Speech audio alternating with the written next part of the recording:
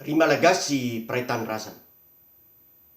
Am'izao fisavorovorona vokatry ny hosoka teo amin'ny lisym-pifidianana izao, de manao zao fanambarana izao Jean Félicien Korodo, candidat faharoa amby efapolo tamin'ny fifidianana tamin'ny 2018. Ny savorovorona ho ny ilatony ary ny angalana martapona de isainana n'ireo zavatra rehetra tsy mety. Koa ny voalohan-teniko, fanambarana voalohany lazaiko, de ny fisaorana ny vice-président ny CENI, Andriamatoa Tery Rakotonarivo, nanambana ny marina na dia misy fiantraikany teo amin'ny tena manokana izany. Isaorako feno Andriamatoa vice-président ny CENI, ary miombi-po tanteraka aminy tamin'ny fanambarana ny marina, ary nataoko hoe mahery ny fon'ny firenena izy samy joro amin'ny fahamarinana. Disoko kosa ny hevitry ny filohan'ny CENI izay milaza sy mangataka ny analana n'Andriamatoa vice-président mba tsy hitsofoka tsony amin'ny CENI satria nanambara ny marina. Ny mifanohitra amin'izay no angatahako, de ny fanalana ny filohan'ny CENI satria tsy sahy manambara ny marina, nefa zay no antony hanasiana azy, de ny siny fifidianana mangarahara, raha misy marina de lazaina, raha misy tsy mety de lazaina. Noho izany mifanohitra tanteraka amin'ny zavatra nametrahana azy, ny nilazana hoe tsy afaka miteny zavatra rehetra izy ny vice-président nilazaiko, ka zay no antony analana azy. Faharoa, zovy amintsika moa tsy malala fa toy ny lehilahy adala manangana trano eo ambony fasika, ny olona manangana ny zavatra ataony eo anatin'ny laingalainga sy ny tsy fahamarinana. Zavatra hijoroko ny anometraka ny fahamarinana, hampanjaka ny fahamarinana sy ny fitiavana eto amin'ny tany razantsika.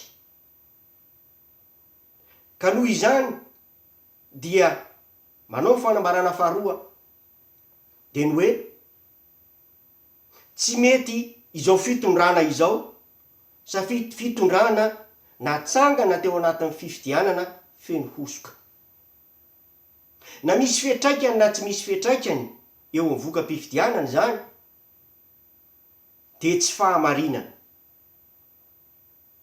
Koa angatahiko ny hanadiovana ny CENI, hitazomana ny filoha-lefitra, hametrahana olona vaovao izay tsy mitanila na amin'iza na amin'iza, ary olona manana fahasahiana ny teniny tsy marina dia halitsy rehefa aveo. Satria ny fanisany ny 1,162,152 de tsy vita antanana izany fa amin'ny alalan'ny logiciel zay mpanisy sy mpandinika. Ka mieritreritra aho ny hampidirana teknisiana vaovao zay anao ny analyse ny données rehetra mba tsy hisiny ny doublon na hisiny ny fangalaram-bato, ary azo ny candidat rehetra ampiasaina. Izay no ahatongavantsika amin'ny hoe fifidianana mangarahara eken'ny rehetra, tsy misy adevitra. Raha misy raitsy tafiditra ao anatin'ny listra de ho fantany hoe izy olona io. Raha misy mihoatra tafiditra anatin'ny listra de miara-mahafantatra ny candidat hoe izy olona io. Izay hiany ny lalana hipetrahan'ny fitonina ao anatin'ny saitsy sy ny fampandrosoana ny firenentsika. Fa tsy hazakazaka hanenjika fifidianana atao ao anatin'ny tsy fahamarinana, fa tony-trano aorina eny ambony fasika izany, de hirodana rehefa misy ny rivo-doza. Manaraka izany de mila fotoana ny fananganana ao anaty fitoniana ny CENI. Faharoa ihany koa, efa niresaka lalam-panorenana antsika, betsaka ny zavatra tsy miady atao eo amin'ny firenena amin'ny resaka lalam-pandrenana io. Raha isy kohatra fotsiny gouverneur tsy voasoratra ao ny zavatra ny fanarahantsika vahoaka sy ny mpitondra zany, nefa atao amin'izao fotoana izao. Mbola misy zavatra maro hafa fa io no miariary to mivay akandrina amin'ny tsy mety rehetra. Ka noho izany ny zavatra angatahana dia izao: hapetrakitsika hifotony ny fifidianana, ny seni, ny mpikarakara ny fifidianana dia ny seni, dia hodiniatsika ny lalam-pandrenana. Raha io ihany no atao, amboarimboarina na mila miara-mandinika ny hoe repoblika toninona ny fanarahantsika hitondrana ny firenena. Satria araka ny teniko tany voalohany hoe ny savorokovoroky latona ary mila ao anatin'ny fitoniana isika, satria amin'izao fotoana izao no mila fitandremana indrindra fandandindomindoza ny firenetsika. Ary ny fahatelo dia ny fiantsoana ireo herivelona rehetra.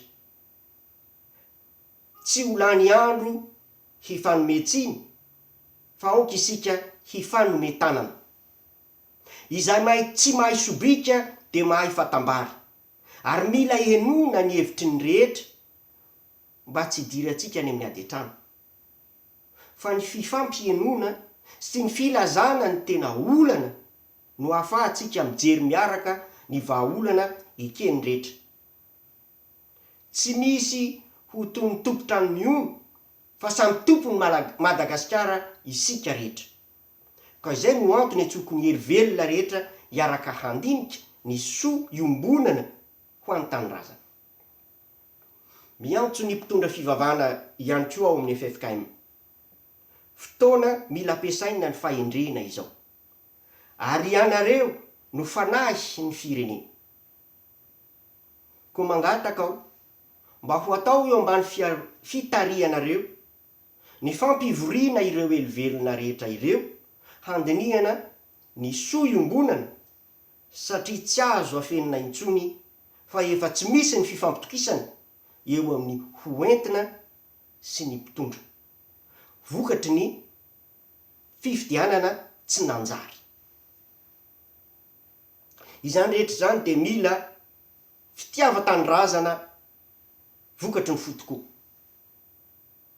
Izany rehetrarehetra izany dia mila fahatoniana sy fahendrena, ary indrindraindrindra mila ankinitsika aminy, satria tsy fantatra na mety ho hevitry ny avy aty ivelany ny ampikorotana atsika mba hahafahany mahazo ny tombontsoa rehetra izay anazy. Ny ahiahy tsy evanana fa aoka ho maio isika. Ka mila mitandrina sy milamina mandrakariva ao amin'ny fanapahan-kevitra mba ny soa iombonana no tadiavina.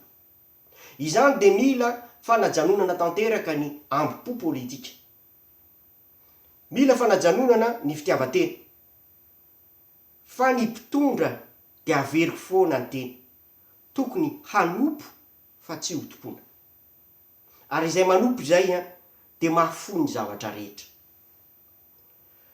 Koa raha fitiniko ny zavatra toy ny hoe fanamboarana ny seni, dia mangataka aho nidirana ao anatin'ny fotoana tetezamita hametrahana ny fitondrana tena izy. Ary irariko ary tsy ity repoblika ity intsony, fa ny fananganana ny repoblika fahadimy atao ny fehdi-kevitra hatrany fotony. Akinitsika aminy ny zavatra rehetra, satria tsy hahefa na inona isika raha misaraka aminy. Ny fahamarinana ihany no lalana makany amin'ny tena fiainana, ary ny fitiavana no tena fiainana. Koa mankahery atsika mpiray tanindrazana aho hampanjaka ny fahamarinana eo amin'ny tanindrazantsika, hampanjaka ny fitiavana eo amin'ny tanindrazantsika, fa ny fahamarinana sy ny fitiavana no lalana makany amin'ny tena fiainana. Saotra tompoko lahy, mankasitraka tompoko vavy masina ny tany.